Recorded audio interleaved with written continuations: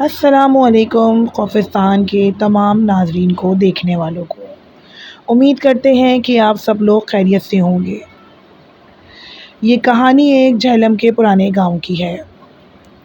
جہلم کے کنارے ایک ایسا گاؤں ہے جہاں رات کو اذان سنائی دیتی ہے، لیکن وہاں کوئی نمازی نہیں ہوتا۔ لوگ کہتے ہیں کہ وہ اذان کسی زندہ کی نہیں بلکہ ایک بدروح کی ہے، جسے صدیوں پہلے اس گاؤں کی عبادت گاہ میں دفن کیا گیا تھا۔ کہانی کو پورا دیکھنے سے پہلے آپ سب سے گزارش ہے، اپنے اوپر دعاؤں کا حصار کر لیجئے، اور نہیں کیا ہے اگر ہمارے چینل کو سبسکرائب تو لازمی کر دیجئے۔ دریائے جہلم کے کنارے جب سورج ڈھلنے لگتا ہے اور اندھیرا کھیتوں پر پھیلنے لگتا ہے تو ہوا میں ایک عجیب سا بوجھ محسوس ہوتا ہے۔ پرندے اچانک سے چپ ہو جاتے ہیں، درختوں کی شاخیں بالکل ساکت ہو جاتی ہیں، جیسے وہ بھی کسی آنے والے حادثے کو محسوس کر رہی ہوں۔ انہی کھیتوں کے بیچ ایک بوسیدہ پرانا گاؤں کے کھنڈر پڑے ہیں۔ مقامی لوگ اس بات کے گواہ ہیں کہ یہ ایک پریتیت گاؤں ہے، یا یوں کہنا غلط نہیں ہوگا کہ یہاں پر کچھ عجیب سے اثرات موجود ہیں۔ کہتے ہیں کہ صدیوں پہلے یہاں ایک بزرگ کی عبادت گاہ تھی۔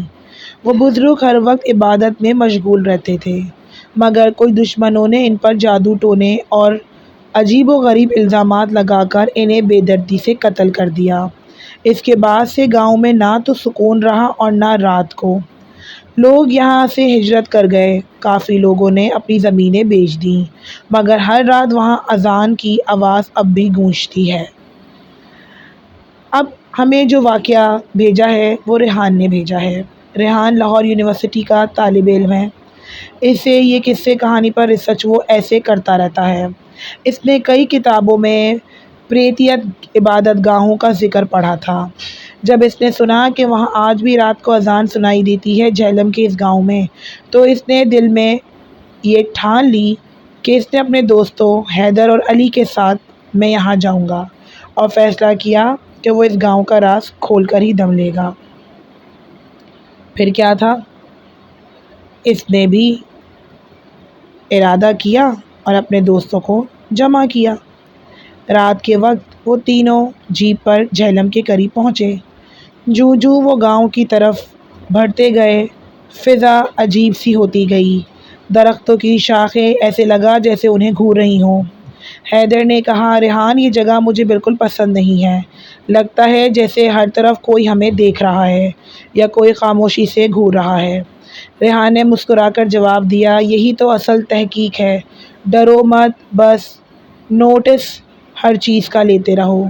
جب وہ گاؤں کے قریب پہنچے تو دیکھا کھنڈرات میں جھاڑیاں اگ آئی تھیں، مکان ٹوٹے ہوئے تھے اور ہوا میں نمی اور بوسیدگی کی بو پھیلی ہوئی تھی۔ گاؤں کے اندر ایک پرانی عبادت گاہ موجود تھی۔ آدھی دیواریں ٹوٹ چکی تھیں، مگر محراب ابھی بھی قائم تھے۔ حیرت انگیز بات یہ تھی کہ محراب کے اندر ہلکی سی سبز روشنی جھلک رہی تھی۔ علی نے خوفزدہ آواز میں کہا، یہ روشنی کہاں سے آ رہی ہے؟ یہاں تو کوئی بجلی بھی نہیں ہے۔ اسی لمحے اچانک اذان کی آواز بلند ہوئی۔ آواز اتنی دلکش اور اصلی تھی کہ ان تینوں نے ایک دوسرے کی طرف خوف سے دیکھا۔ عبادت گاہ خالی تھی، یعنی کہ مسجد بالکل خالی تھی، مگر آواز پوری مسجد میں گونج رہی تھی۔ اچانک مسجد کے کونے میں ایک سایہ نمودار ہوا۔ وہ لمبا قد، سرخ آنکھیں اور دھیرے دھیرے چلتا ہوا محراب کی طرف بڑھنے لگا۔ ریحان نے بہادری دکھانے کی کوشش کی اور کہا، کون ہو؟ سامنے آؤ، ہم تمہیں نقصان پہنچانے نہیں آئے ہیں۔ سایہ رک گیا، پھر اچانک ایک خوفناک آواز کا قہقہ لگایا، جیسے دروازے اور دیواریں پورے ہل گئے ہوں۔ حیدر کا ہاتھ کا کیمرہ کانپنے لگا۔ علی تو سیدھا دروازے کی طرف بھاگنے ہی والا تھا کہ ریحان نے اس کا ہاتھ پکڑ کر روکا۔ اسی لمحے ایک بوڑھی آواز گونجی کہ یہ گاؤں کبھی اللہ کے ذکر سے آباد تھا، مگر انسانوں کی نفرت نے اسے اجاڑ دیا۔ ریحان نے حیران ہو کر پوچھا، آپ کون ہیں؟ آپ ہمیں بتائیے۔ تو آواز آتی ہے کہ میں وہ ہوں جسے جادوگر کہا گیا، جس پر جھوٹے الزام لگے، جس کو قتل کیا گیا، اور میرا خون آج بھی انہی دیواروں میں بسا ہوا ہے۔ دیوار پر اچانک خون کے دھبے ابھرنے لگے، جیسے تازہ بہہ رہا ہو۔ رات گہری ہوتی گئی، عبادت گاہ کی روشنی بجھ گئی اور اندھیرا چھا گیا۔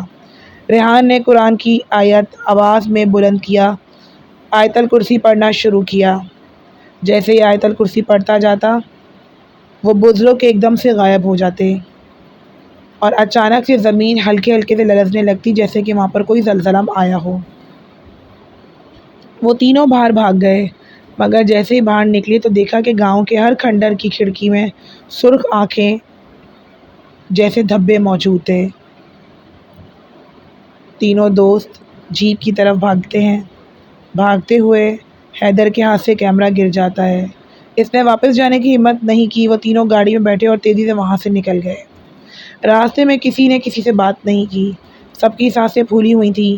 جب شہر واپس پہنچے تو ریحان نے فوراً کیمرے کی ریکارڈنگ دیکھی، مگر حیرت انگیز بات یہ تھی کہ ویڈیو میں کچھ بھی موجود نہیں تھا، نہ روشنی، نہ اذان، نہ سایہ، نہ بزرگ سے کی ہوئی بات چیت۔ ریحان نے ڈائری کا آخری جو نوٹ وہ کر رہا تھا اس نے یہی کیا کہ بہت سی عبادت گاہیں ایسی ہوتی ہیں جو حقیقت ہوتی ہیں، جو ہمیں نقصان بالکل نہیں پہنچاتی، کیونکہ ان تینوں دوستوں کو اس بزرگ نے کوئی نقصان نہیں پہنچایا تھا، بلکہ یہ ضرور بتا دیا تھا کہ یہاں پر وہ عبادت کرتے تھے اور عبادت کرنے کے دوران کچھ لوگوں نے انہیں تنگ کیا اور یہیں قتل کر دیا۔ آج بھی جہلم کے لوگ اس گاؤں کا ذکر کانوں میں آہستہ آہستہ سرگوشی سے کرتے ہیں۔ کوئی بھی رات کو اس کے قریب نہیں جاتا، کیونکہ جب بھی کسی مسافر کو رات کے سناٹے میں اذان سنائی دیتی ہے تو لوگ اسے نصیحت کرتے ہیں کہ پلٹ جاؤ، وہ اذان تمہیں مسجد میں نہیں بلکہ قبر کی طرف بلا رہی ہے۔ کیوں؟ کیونکہ ہم لوگ یہ کیوں بھول جاتے ہیں کہ دوسری مخلوق بھی خدا ہی نے بنائی ہے۔ ہمیں چاہیے کہ ہم اگر اپنی مستی میں مست ہیں تو ہمیں نہیں چاہیے کہ کسی کو عبادت کرتے ہوئے ہم ڈسٹرب کریں۔ ہمیں کوئی حق نہیں پہنچتا کہ ہم کسی کو تنگ کریں۔ جس طرح سے ہم عبادت کرتے ہیں، اسی طرح سے دوسرے بھی عبادت کرتے ہیں۔ اب انہی بزرگ کی کہانی لے لیجئے، یہ بھی عبادت کرتے تھے لیکن ناحق انہیں قتل کیا گیا۔ اسی وجہ سے اب وہ بھی اور ان کی روح بھی لوگوں کو تنگ کرتی ہے۔ کیا آپ نے بھی جہلم کے ایسے گاؤں کی اس مسجد کی کہانی سنی ہے؟ تو ہمیں کامنٹ سیکشن میں دوستو ضرور بتائیے گا، اور ہمیں ضرور بتائیے گا کہ اگر آپ کے ساتھ بھی کوئی ایسی انوانٹیڈ چیز ہوئی ہے تو کامنٹ میں ضرور کامنٹ سیکشن میں بتائیے گا۔ نہیں کیا ہے اپنے چینل خوفستان کو اب تک سبسکرائب تو دوستو لازمی کیجیے گا۔